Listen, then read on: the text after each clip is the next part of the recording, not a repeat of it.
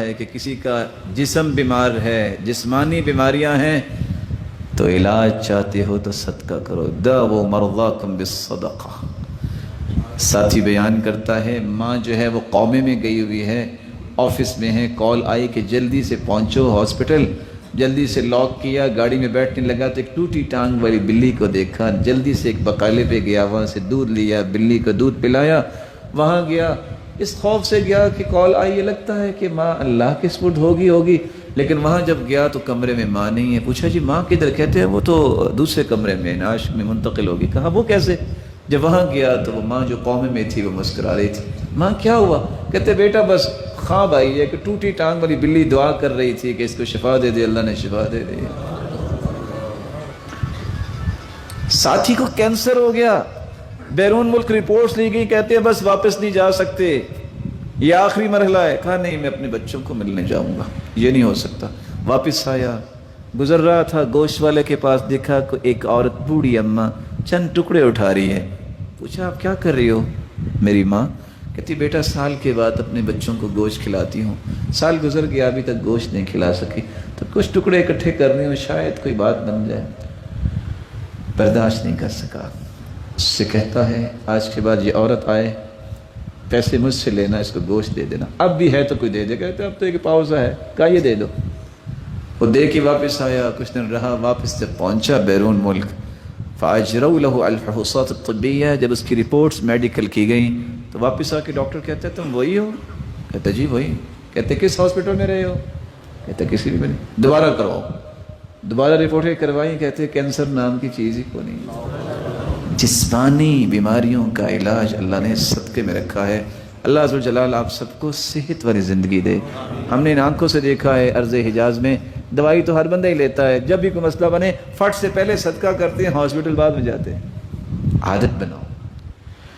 پھر قلبی بیماریوں کا علاج بھی صدقہ ہے۔ ایک شخص آیا کہ اللہ کے رسول دل بڑا پتھر ہے، فرمایا اس کو نرم کرنا چاہتے ہو؟ جی ہاں، اطعم المسکین وامسح رأس الیتیم، اور مسکینوں کو کھانا کھلایا کرو، یتیموں کی کفالت کرو، یہ دل نرم ہو جائے گا۔ بلکہ یہ صرف قلبی بیماریاں نہیں، جسمانی بیماریاں نہیں، یہ معاشرتی بیماریوں کا بھی علاج ہے۔ معاشرتی بیماری کیا ہے؟ چوری، کیا ہے؟ زنا، کیا ہے؟ بخل۔ حدیث میں آتا ہے ایک بندے نے کہا میں صدقہ کروں گا، صدقہ دے کے آیا، رات وہ کسی بدکار کو مل گیا، دے رہا تھا، دوسرے دن نکلا کسی چور کو دے بیٹھا، تیسرے دن نکلا کسی امیر کو دے بیٹھا۔ کہتا ہے یا اللہ تو نے جس کو دلا دیا، میں تو تیری رضا کے لیے دیتا تھا۔ جواب ملا میرے بندے پریشان نہ ہو، اما صدقتک فقد قبلت، تیرا صدقہ تینوں راتوں کا قبول ہو گیا ہے۔ وَلَعَلَّ الزَّانِيَةَ تَسْتَعِفُ بِهَا عَنْ زِنَاهَا، یہ زانیہ کچھ کھاتی پیتی تھی لیکن تیرا صدقے کا مال جب گیا ہے تو اس نے زندگی کے گناہوں سے توبہ کر لی ہے۔ یہ چور تو تھا، چوریاں کرتا، تیرا مال جو ہے خلوص نیت کے جب اس نے کھایا تو چوریوں سے توبہ طائب ہو گیا۔ یہ بندہ تھا امیر لیکن بخیل بڑا تھا، خرچ نہیں کچھ کرتا تھا، جس دن سے تیرا مال اس نے کھایا نا وہ بھی خرچ کرنا شروع ہو گیا۔ یہ معاشرتی بیماریوں کا بھی علاج ہے۔ بلکہ رسول اللہ صلی اللہ علیہ وسلم نے فرمایا یہ معاشرے کے ہر فتنے کا علاج ہے۔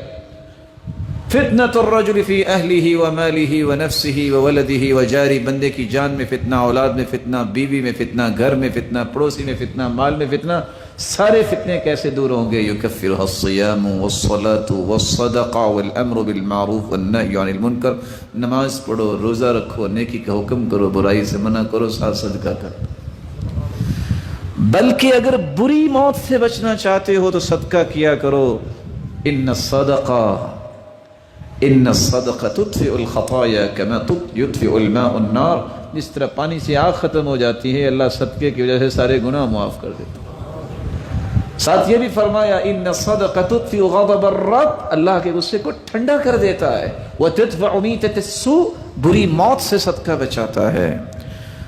اور انسان جب قبر میں چلا جاتا ہے، ان الصدقہ، صدقہ جو ہے انسان کی قبر کو ٹھنڈا کر دیتا ہے، اور جب قبر سے نکلے گا تو حدیث کہتی ہے ظل المؤمن یوم القیامت صدقۃ، جتنا انسان نے صدقہ کیا ہوگا یہ امبریلا، یہ چھتری، یہ مظلہ بن جائے گا۔ قبر سے نکل کے ساری دنیا دھوپ میں ہوگی، کیا حالت ہوگی اس وقت، کیسی ہولناکی ہوگی۔ وہ لوگ کہتے ہیں نا سوا نیزے پہ سورج ہوگا، یہ شخص جو ہے اپنے صدقے کے سائے تلے جا رہا ہوگا۔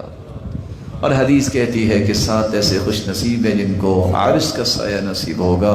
ان میں سے ایک وہ ہے وَرَجُلٌ تَصَدَّقَ بِصَدَقَةٍ فَأَخْفَاهَا حَتَّى لَا تَعْلَمَ شِمَالُهُ مَا تُنْفِقُ يَمِينُهُ. جس نے صدقہ کیا، خفیہ صدقہ، دائیں ہاتھ سے صدقہ کیا، اس کے بائیں ہاتھ کو بھی پتہ نہیں چلا، یہ اللہ کے عرش کے سائے تلے ہوگا. کوئی ہے جو بتائے کھجور کتنی مہنگی ہے؟ ایک کھجور اگر خریدنی ہو تو کتنے کی آئے گی؟ میں درخت نہیں کہہ رہا، کھجور 2-3 روپے کی. مجھے صاحب آپ کو بیچنی پڑیں گی پھر اتنے کی یا آپ کو منگوا کے دینی پڑے گی اس مسجد کے لیے. اجوا کھجور بھی آپ ایک خریدیں تو کتنی ہوگی؟ 5 روپے کی. لگتا ہے آپ کا کاروبار ماشاءاللہ اچھا ہے اجوا کھجور کا. آپ 20 روپے بھی لگا لیں. حدیث کہتی ہے من تصدق بعدل تمرہ، جو کھجور کے برابر صدقہ کرتا ہے. کس کے برابر؟ اگر اس بھائی پیارے بھائی کی بات مان لی جائے، 5 روپے کی ایک کھجور آتی ہے تو 5 روپے بھی اللہ کی راہ میں دے دیے جائیں. تصدق بعدل تمرہ. بس اوقات وہ 5 روپے میں ڈالتا ہوں غلے میں، کبھی میں کسی انولپ میں ڈال کے 10-20 کا نوٹ دے دیتا ہوں، کبھی میں کسی کپڑے میں ڈال دیتا ہوں، لیکن وہ پتہ ہے جاتا کدھر ہے؟ فَإِنَّ اللَّهَ يَأْخُذُهَا بِيَمِينِهِ، واللہ ذو الجلال کے دائیں ہاتھ میں جاتا ہے. ثُمَّ يُرَبِّيهَا كَمَا يُرَبِّي أَحَدُكُمْ فُلُوَّةً أَوْ فِلْوَةً. پھر اللہ اس کو پالتے ہیں. قیامت کا دن ہوگا جب نیکیوں کا وزن ہو رہا ہوگا، ایک پہاڑ چلتا چلتا آئے گا. پوچھے گا بندہ یا ربی ما ھذا انا عارف اعمالی، اللہ یہ پہاڑ نیکیوں کا کہاں سے آ گیا، میں نے تو ایسا کوئی عمل نہیں کیا. اللہ فرمائیں گے میرے بندے کھجور جتنے صدقے کو میں نے پال پال کے نیکیوں کا پہاڑ بنا دیا. یہ پہاڑ کتنے کا ہے؟ آج 20 روپے کا اتنا سرما نہیں آتا، یہ نیکیوں کا پہاڑ 20 روپے میں مل رہا ہے. بلکہ اس کو بھی آدھا کرو، کھجور اس کو بھی آدھا کرو تو پھر کتنے کی آئے گی؟ اتقوا النار ولو بشق تمرہ. آگ سے بچو خواہ کھجور کا ایک ٹکڑا ہی دینا پڑے. یعنی بسا اوقات انسان آدھی کھجور یا چوتھا حصہ بھی دیتا ہے تو اللہ اس کے بدلے میں اسے جہنم سے آزاد کر دے.